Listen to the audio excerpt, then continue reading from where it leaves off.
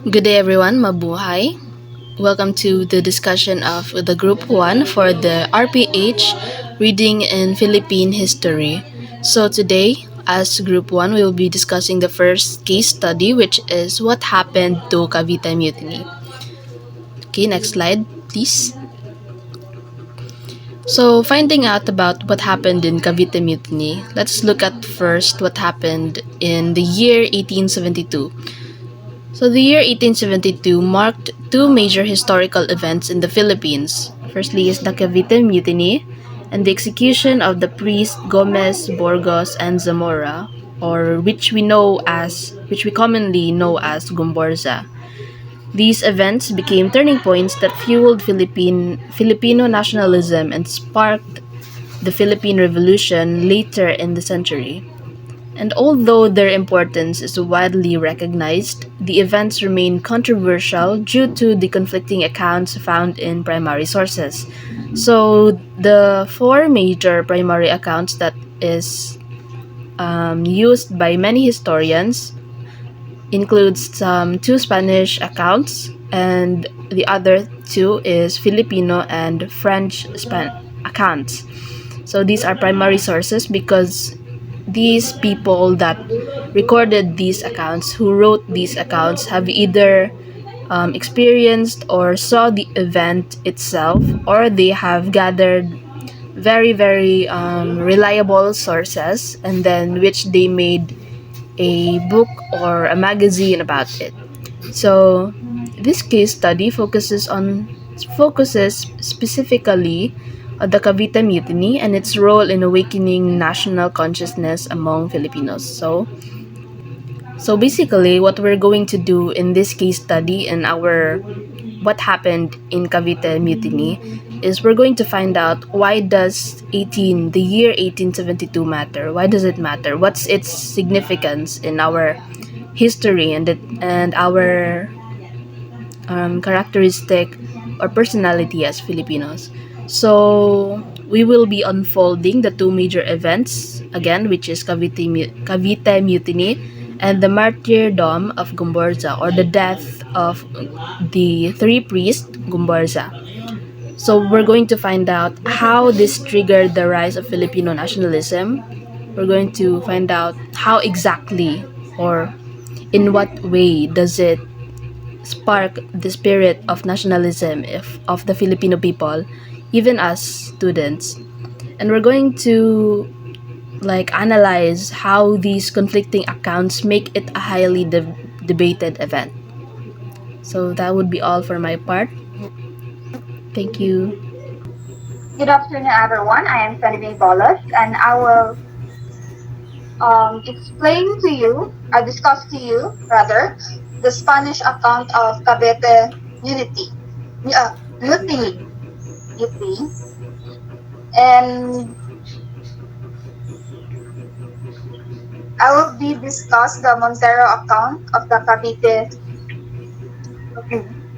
So the primary source of my discussion is by Jose Montero Vidal. Is a Spanish version of the Cavite Mutiny in 1972 in Zaide Documentary Source of Philippines History, Volume 7. The abolition of long-standing privilege for Cavite Aserenal workers, especially exemption from tribute and forced labor, was once cause of the mutiny. Further political influence from Spain also intensified unrest. First is the revolution in Spain that removed the monarchy. Second is the liberal and republican ideas spreading through newspaper, speeches, and pamphlets. Third is American political writings encouraged democratic thinking. So, from the broader political influence to Spain, the revolution in Spain that removes the monarchy. So, minsan is pag-abot sa Spain, sa mga Spaniard in Philippines is we all know that they they revolutionized the Philippines. So, according to Montero account, the Cavite Mutiny in 1972 has several causes. Some people said it started because the workers in the Cavite arsenal lost their special privilege of not paying taxes. Um, when the Spaniard came to the Philippines, they not just colonize us, but they also pampered us as a low being by they also make a rule, make a law that we should pay taxes. But Montero believed there were beakers. He claimed that changes happening in Spain, such as the fall of the Spanish monarchy and the spread of new ideas like democracy and independence, also influenced Filipinos. So Montero accounts Spanish colonized is not just only affect us negatively, but they're also positive, and that is the revolution on the monarchy in the Philippines. And there are liberal and republican ideas that spreading through newspapers, speeches, and pamphlets. So we have now a knowledge because of Spain colonization. So Montero also said that some Filipino priests and educated Filipinos met secretly to plan possible spring. Authorities even received anonymous warnings that Filipino were planning to attack Spaniards once the Spanish fleet left Cavite, but these warnings were ignored. According to Montero, these meetings were held in the houses of prominent Filipino like Padre de Tavera and Father Jacinto Zamora, and they are guided by the wealthy and influenced priests of Bacoor. So newspaper speech and writings with these ideas encouraged some Filipinos to think about becoming independent from Spain. So because we have now an idea because we recognize na first kanang na-realize nila nga ang Spanish is na-realize sa mga Pilipino nga ang Spanish is they taking a advantage to Filipino. So that is why the that's why Montero that the Filipino is planning to attack the Spaniards. Next slide, please.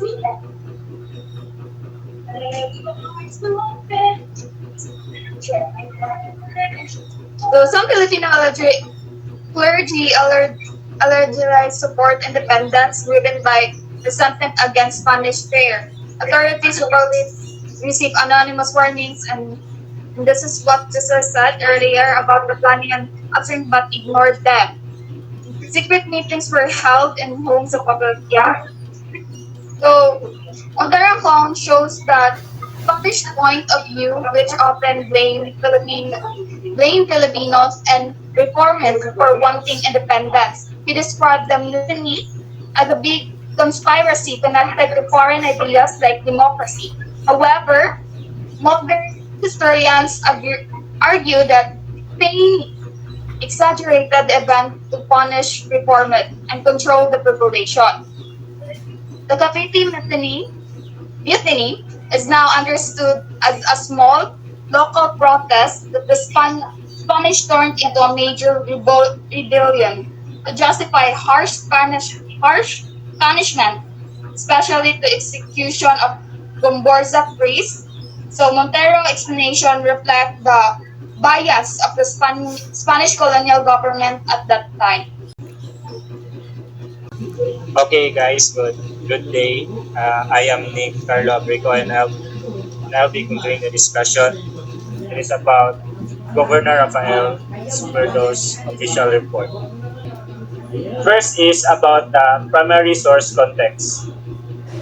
This identifies the source of the text as excerpts from the official report of Governor Izquierdo on the Cavite Mutiny of 1872, including the names of the chroniclers Gomez, Burgos, and Zamora, and the publication details documentary sources of Philippine History, Volume 7. Next is motivation for insurrection. Governor Izquierdo's report asserts that the insurrection was definitely motivated and prepared native clergy, mestizos, and native lawyers, whom he refers to as abagadillos, city or group lawyers. Next is causes of the uprising institutions, causes of the uprising institutions and grievances. This details specific grievances. The institutions carrying out criminal projects, political agitators, the injustice in the Pacto de Retro, usury and in land dealings, and the abusive practices in tobacco growing the fincas costeras or coastal estates, where owners who sell their tobacco to government profit but workers are cheated.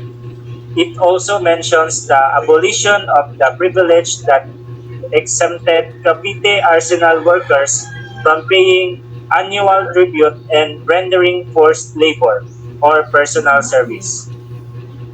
Next is plan for a republic. The text notes that it has been, I mean, the text notes that it has become clear the insurgents had established a monarchy or a republic.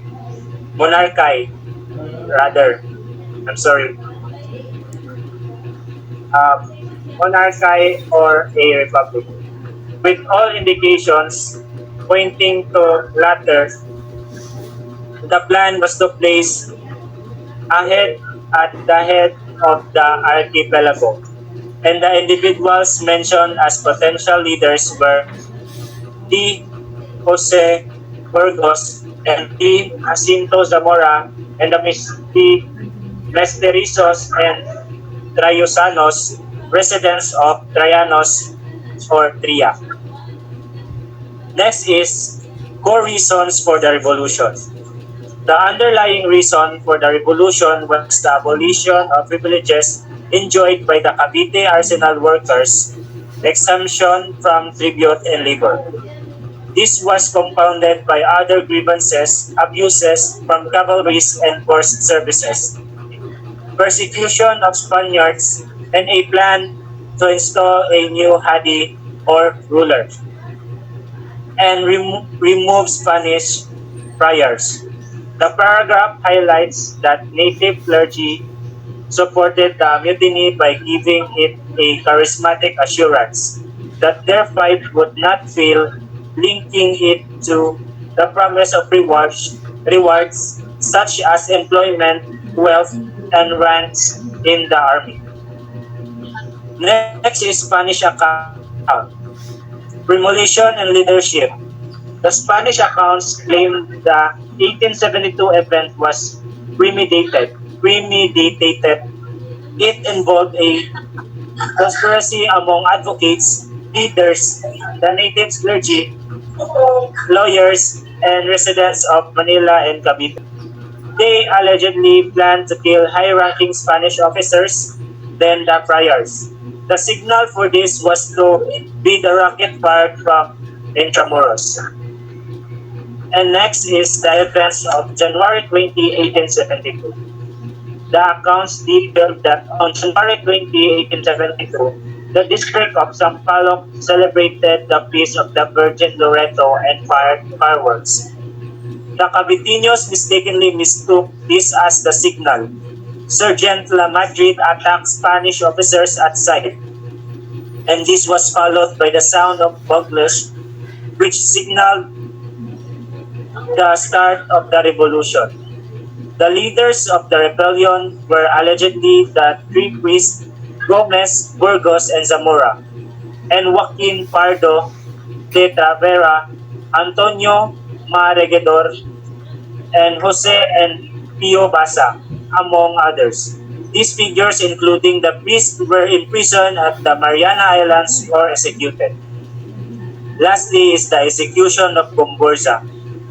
This final uh, short paragraph states that on February 17, 1872, the three priests GOMBURZA were executed to serve as a threat to Filipinos to prevent them from fighting the Spaniards again. And that would be my part. Thank you. Good day, everyone. Mabuhay. I am Alyssa May Kagape, and now let's talk about the Filipino and foreign liberal accounts of Cavite Mutiny. So, unlike the Spanish official who exaggerated the event and made it as if dako kayo ang rebellion, these writers, especially mga Filipino liberals, saw it differently. For them, it is just a small mutiny, not a revolution. So, we have here, next slide please. So we have here Trinidad Pardo, the Tavera's account, Filipino reformist interpretation. So, according to him, what occurred to Cavite happened not because Filipino wanted independence, but because of the harsh and unfair policies na implement ni General Izquierdo. He explained two main reasons as to why na nakareact ang mga soldiers and workers.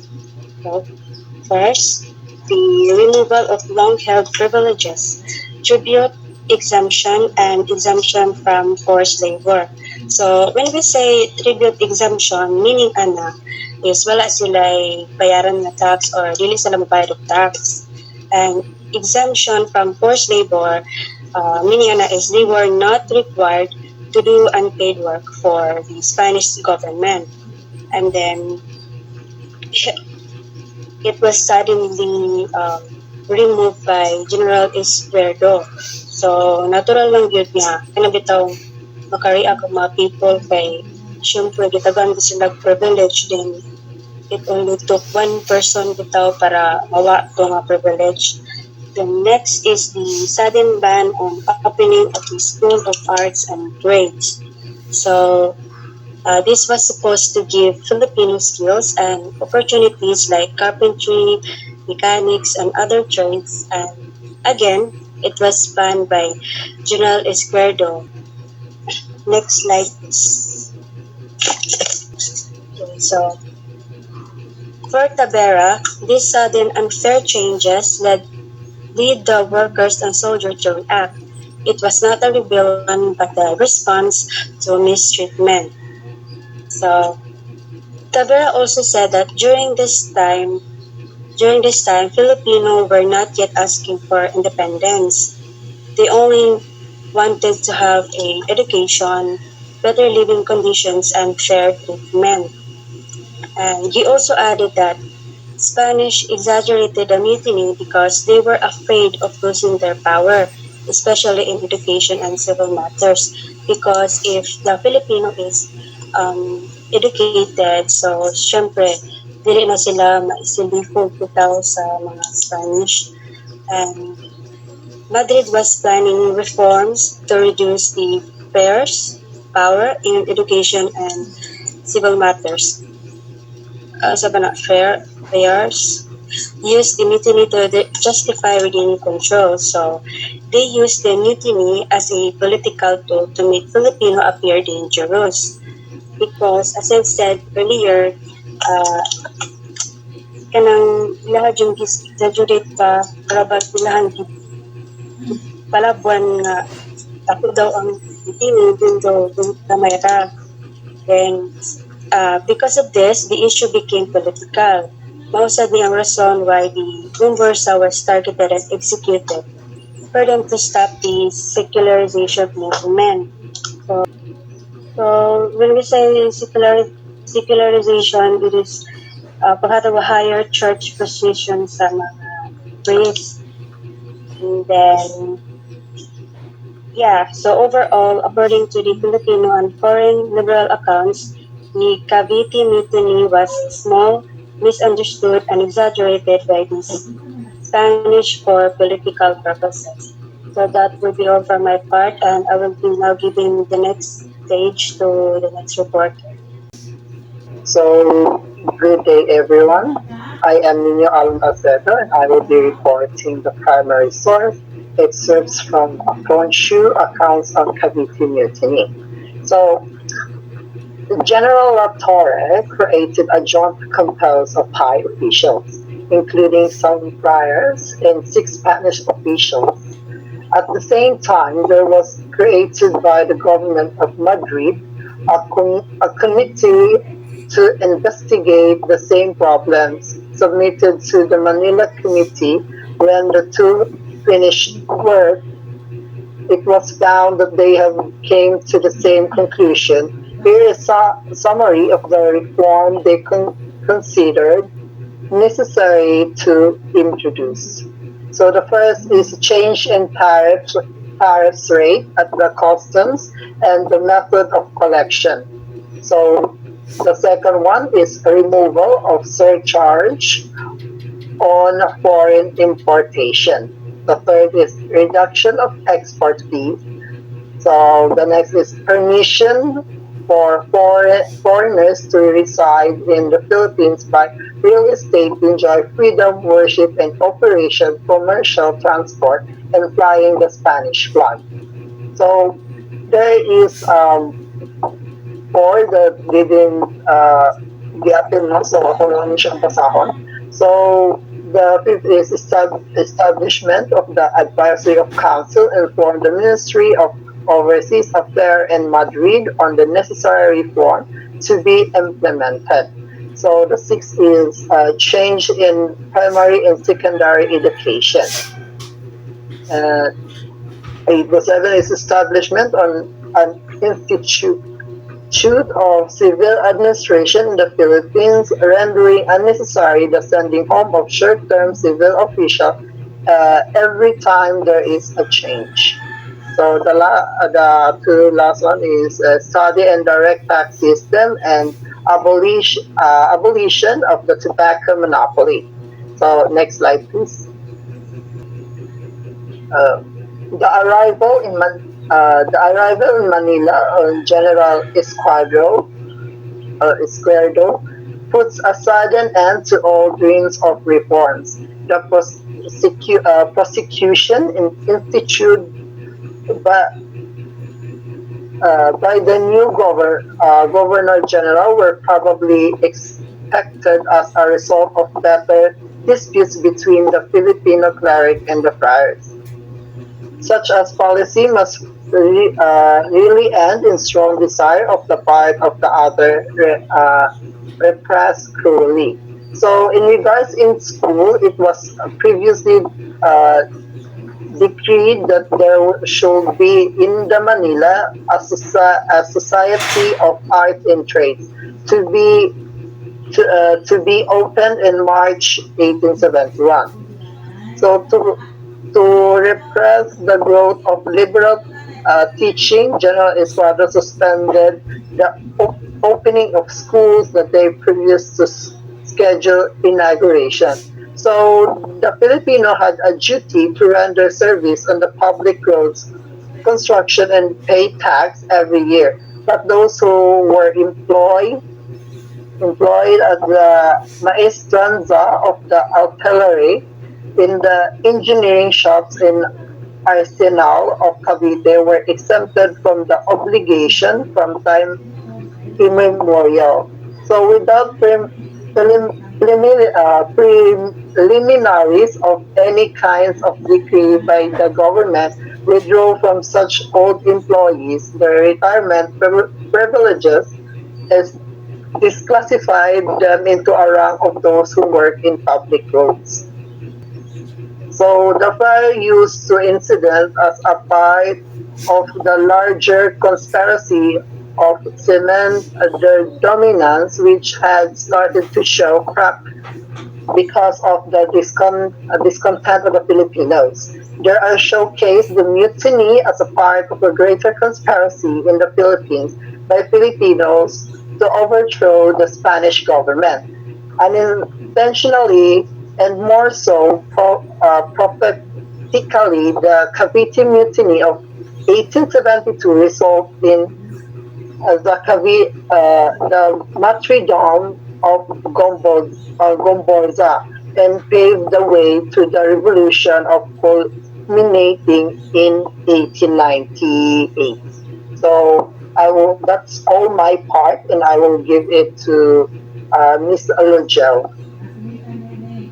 Good afternoon, everyone. I am Lajal Aspaudicana, and for my part, I'll be discussing GOMBURZA, who they were, why they were executed, and why their death became a turning point in our history.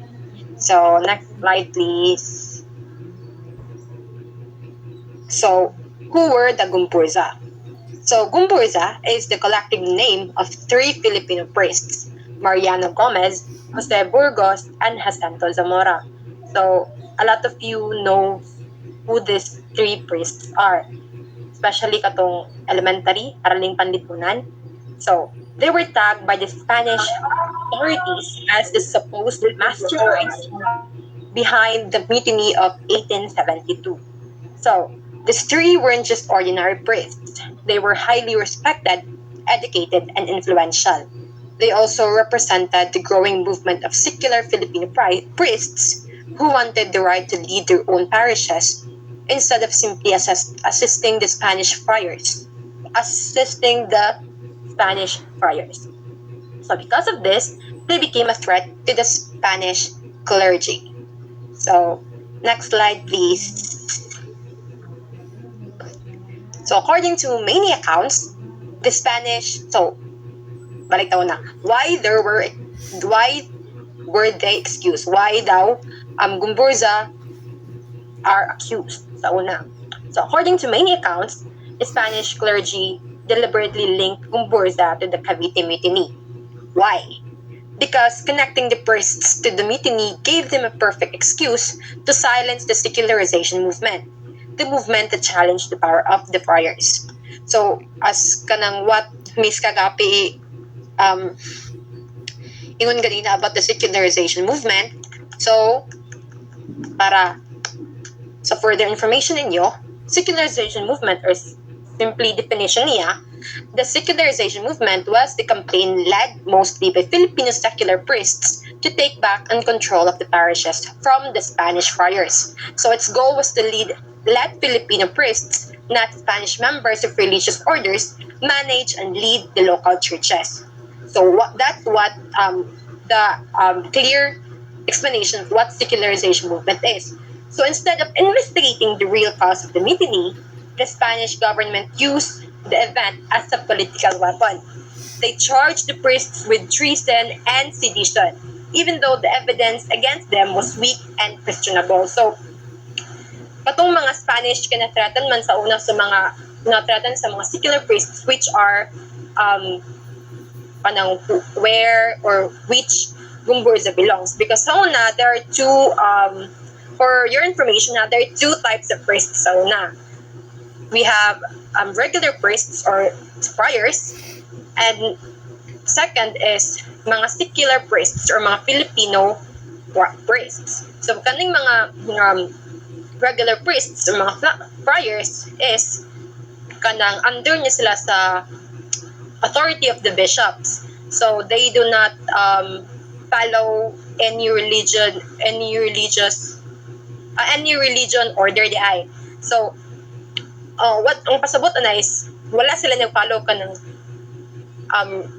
religion order is kitahay ang ilahang if these people kay kaning mga kanang regular priests or mga friars most nila is taga Spain jud mga Spaniards ni sila, so under sila sa authority sa bishops.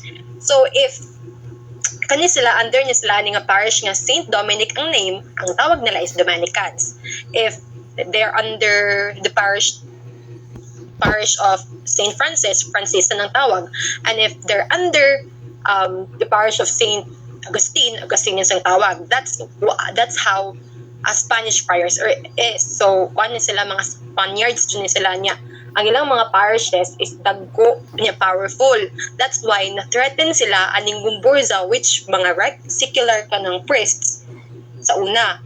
Mo nang nahitabo ning kuan na charge sila treason and sedition. So, kaning treason is, it's about kanang betraying your own kanang kung ato panikuan sa political kiki nga na political weapon, kung ato panikuan is i-betray nimo ang imong kaugalingong country, you're betraying your own country. And sedition is about influencing people to rebel against your own country. So they charge Gumburza with treason and sedition, even though the evidence against them was weak and questionable. So, next slide, please. So, the Gumburza's execution. So, Gumburza were publicly executed by garrote, which is a brutal method of strangulation. It was meant to send a message to spread fear and to show what happens when Filipino resist Spanish authority. And according to accounts, a young Jose Rizal witnessed this execution, and this moment deeply affected him.